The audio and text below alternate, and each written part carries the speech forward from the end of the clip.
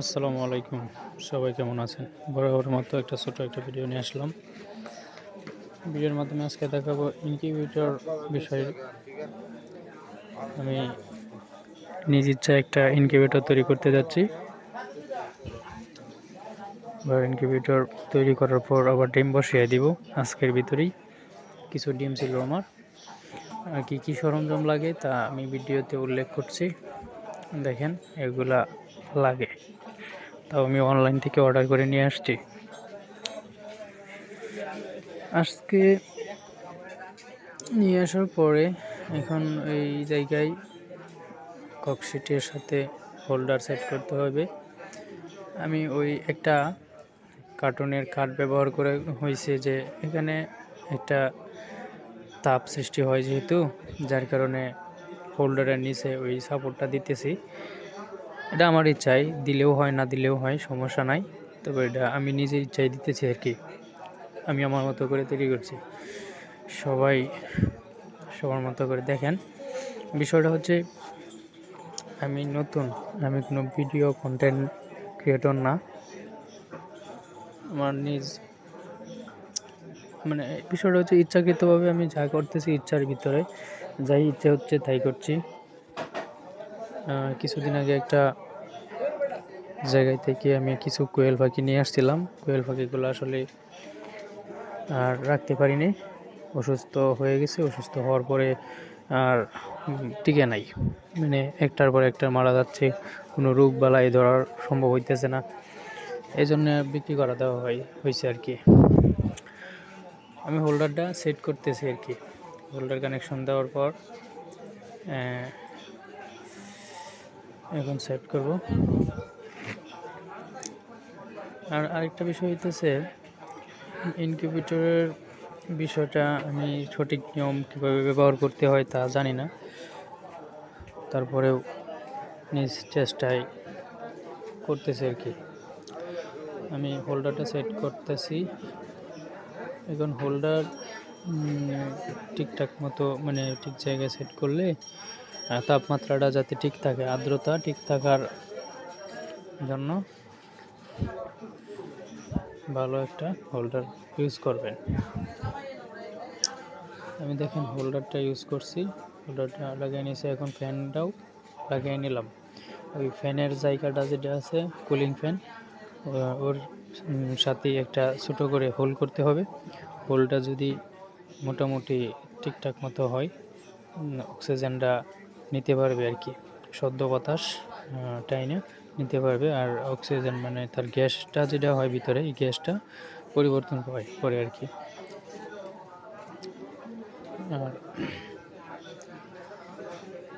আমি সবগুলো পণ্য অনলাইন থেকে অর্ডার করে নিয়ে আসছিলাম। জানি না কতটুকু ভালো হবে, কতটুকু খারাপ হবে। আশা করি মোটামুটি চলবে আর কি কোনো রকম। এখন কিনে আনার পর যদি নষ্ট থাকে তাহলে তো আরও বিপদ। এখন কত হচ্ছে, আমি এটা তৈরি করার জন্যে অল্প টাকার ভিতরে জিনিসটা ইউজ করতেছি আর কি।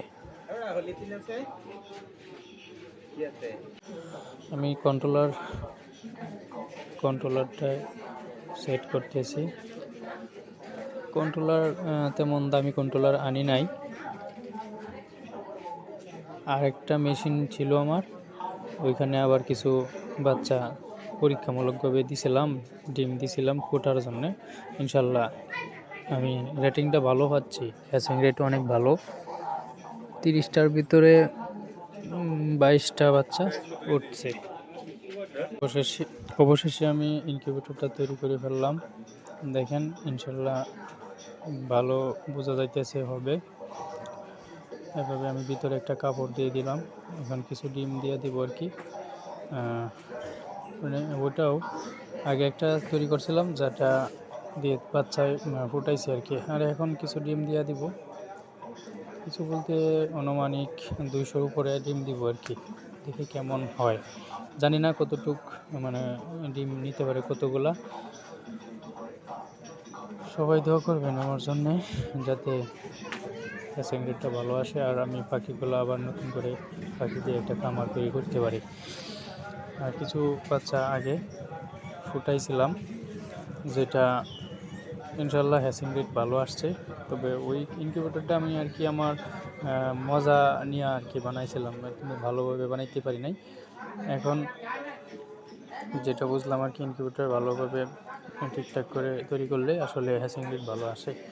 সবচেয়ে হ্যাচিং রেট ভালো আসে ককশিটের ভিতরে। ককশিটে তাপমাত্রা নিয়ন্ত্রণে থাকে, অনেক ভালো থাকে, আর্দ্রতা ঠিক থাকে, এই আর কি। আমি কিছু ডিম আছে, ডিমগুলা দিয়ে দিতেছি, সবাই দেখেন। তেমন বেশি ডিম নাই, পাখিও কম, ডিমও কম। নিজে নিজে আমার ছোটো 50-60টার মতো আছে একটা কাছাই। ওইগুলো আবার 20 ডিম হয়। প্যারেন্টস পাখি থেকে আর কি কিছু ডিম তৈরি হয়েছে, মানে সংগ্রহ করছি।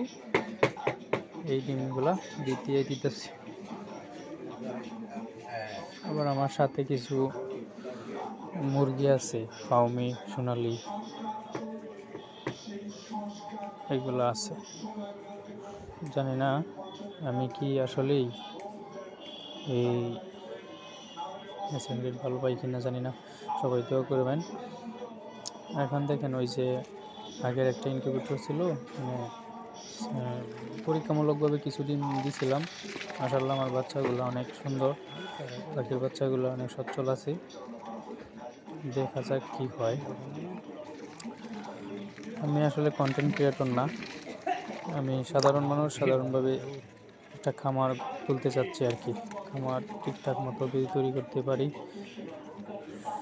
সে আশায়। আসসালামু আলাইকুম।